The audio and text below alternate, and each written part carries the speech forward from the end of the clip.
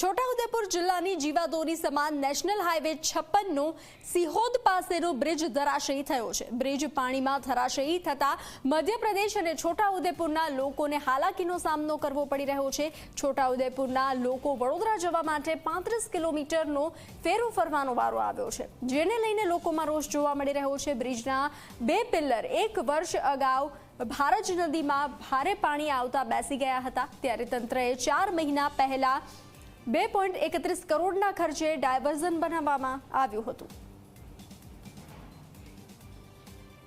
પુલ ધરાશયી થવાનું કારણ 2 ટોક રેત ખનન અને એની પાછળ જવાબદાર તંત્ર, ચૂંટાયેલી પખો અને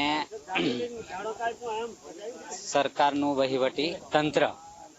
એને વારંવાર અમે લેખિતમાં મારા કાગળો મામલતદારથી માંડીને કલેક્ટર સુધી અને કલેક્ટરથી ધારાસભ્યો સુધી લખાણ આપેલું છે કે ગૌચરની અંદર માલિકી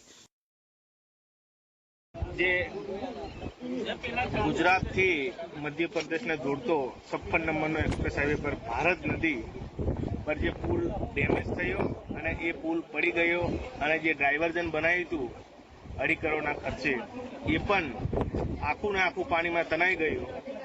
ત્યારે અહીંયાથી આપણે વાત કરીએ તો જે સ્કૂલની અંદર ભણતા વિદ્યાર્થીઓને જ્યારે અહીં સાર્વજનિક હાઈસ્કૂલ કે જેતપુર પાવીની જે આસપાસની જે હાઈસ્કૂલોમાં આવવાનું હોય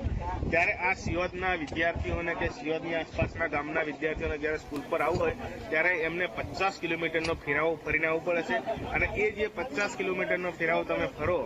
એના અંદર 1-1, 1.5 ફૂટના ખાડા છે। આણંદ જિલ્લામાં